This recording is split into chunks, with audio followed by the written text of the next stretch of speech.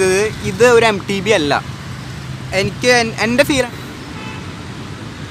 നമ്മുടെ ഒരു ഫ്രണ്ട് 3-4 വട്ടം അടുപ്പിച്ച് ജാവയുടെ റിവ്യൂ ചോദിച്ചിട്ടുണ്ട്. അപ്പോൾ അവൻ അത്രയ്ക്ക് താല്പര്യമായിട്ട് ചോദിച്ചതല്ലേ, അപ്പോൾ പിന്നെ ജാവയുടെ റിവ്യൂ ആയിക്കോട്ടെ എന്ന് വിചാരിച്ചു അടുത്ത വീഡിയോ.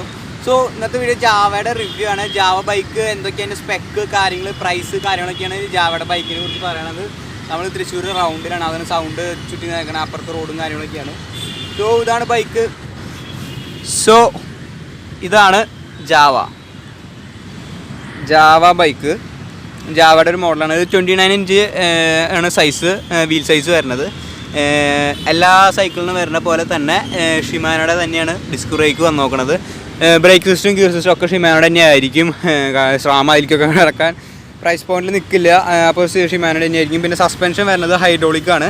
ഹൈഡ്രോളിക് ബ്രേക്ക് തന്നെയാണ് കേട്ടോ. ഹൈഡ്രോളിക് ബ്രേക്കും പിന്നെ സസ്പെൻഷനും ഹൈഡ്രോളിക്കാണ്. സൂം എന്ന് പറഞ്ഞൊരു മോഡലാണ് ഇതിൻ്റെ സസ്പെൻഷൻ വരുന്നത്. വലിയ പ്രശ്നമില്ല, നല്ല ആക്ഷനൊക്കെ കിട്ടുന്നുണ്ട്. അതുപോലെ തന്നെ ലോക്കൗട്ടും കാര്യങ്ങളൊക്കെ വരുന്നുണ്ട്. പിന്നെ ഫ്രെയിം വരുന്നത് ജാവയുടെ തന്നെ ഫ്രെയിമാണ്. നല്ല ക്വാളിറ്റി ഫ്രെയിമാണ്. ഫുൾ അലോയാണ് ഫ്രെയിം. ഫുൾ അലോയാണ്. ഞാൻ പറഞ്ഞ പോലെ തന്നെ ഇതിൻ്റെ എല്ലാ മെറ്റീരിയൽസും ഡെക്ക എന്ന് പറഞ്ഞൊരു മോഡലാണ്. ഒരു കമ്പനിയാണ് അവർക്ക് ചെയ്തു കൊടുക്കുന്നത്. ഡെക്ക എന്ന് പറഞ്ഞൊരു കമ്പനിയാണ് റിമ്മും സീറ്റ് പോസ്റ്റ് ഹാൻഡിൽ ബാർ ഒക്കെ ചെയ്തു കൊടുക്കുന്നത്. ഹാൻഡിൽ ബാറിനെ കുറിച്ച് പറയുകയാണെങ്കിൽ കുറച്ചുകൂടി വൈഡാണ്. കുറച്ച് ഹാൻഡ്ലിങ്ങും കാര്യങ്ങൾക്കൊക്കെ കുറച്ചുകൂടി ഉപകാരപ്പെടും. കുറച്ചുകൂടി വൈഡായി കഴിഞ്ഞ് കഴിഞ്ഞാൽ ഷിമാനോയുടെ ആൾട്ടസ് ആണ് കേട്ടോ ഗിയർ സിസ്റ്റം ഒക്കെ വരുന്നത്. ഷിമാനോയുടെ ആൾട്ടസ് എന്ന് പറഞ്ഞൊരു മോഡലാണ്. ഷിമാനോയുടെ ആൾട്ടസ് ആണ് ഗിയർ സിസ്റ്റം വരുന്നത്.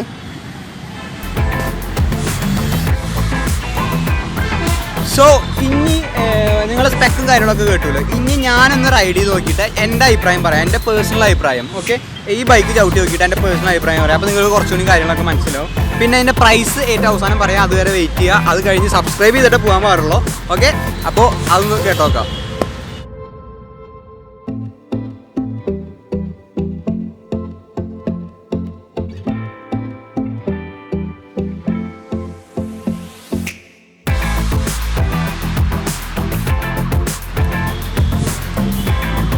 സോ ഞാൻ ജസ്റ്റ് റൈഡ് ചെയ്ത് നോക്കിയപ്പോൾ ഞാനിപ്പോൾ ഷോപ്പിനും ചവിട്ടി വന്നത്. പിന്നെ നിങ്ങൾ കാട്ടാൻ വേണ്ടി ഇവിടെ നിന്ന് ജസ്റ്റ് 2 റൗണ്ട് അടിച്ചതാണ്.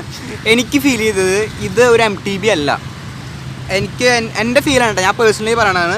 ഇത് ഒരു ഹൈബ്രിഡ് ചവിട്ടുന്ന ഒരു ഫീലാണ് കിട്ടിയത്. നിങ്ങളൊരു കാര്യം ചെയ്യും, നിങ്ങൾ ഷോപ്പിൽ കയറിയിട്ട് ഇത് വാങ്ങാണെന്ന് പറഞ്ഞിട്ട് പോവുക. അത് കഴിഞ്ഞിട്ട് അവിടുത്തെ ഒരു ടോപ്പ് മോഡലൊരു MTB, നല്ലൊരു MTB നോക്കിയിട്ട് ചവിട്ടാം. അത് കഴിഞ്ഞിട്ട് നമ്മുടെ ജാവ 29 ഇഞ്ച് ഒന്ന് ചവിട്ടി നോക്കാം. അപ്പോൾ നിങ്ങൾക്ക് ആ ഡിഫറൻസ് മനസ്സിലാവും.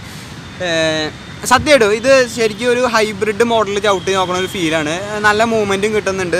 MTBയുടെ ഒരു ഫീല് കിട്ടണില്ല. കാരണം ഞാൻ കുറച്ച് നാൾ MTB, ഇപ്പോൾ ഒരു കൊല്ലത്തോളം MTB ഇതുണ്ട്, നിങ്ങൾക്കറിയാം. വീഡിയോ കണ്ടിട്ടുണ്ടെങ്കിൽ ചാനലിലുണ്ട്. കോസ്മിക്കാണ് ഞാൻ ചവിട്ടുന്ന വണ്ടി, കയറി നോക്കാം. അത് ചവിട്ടിയിട്ട് ഇത് ചവിട്ടുമ്പോൾ നല്ല ഡിഫറൻസ് തോന്നുന്നുണ്ട്.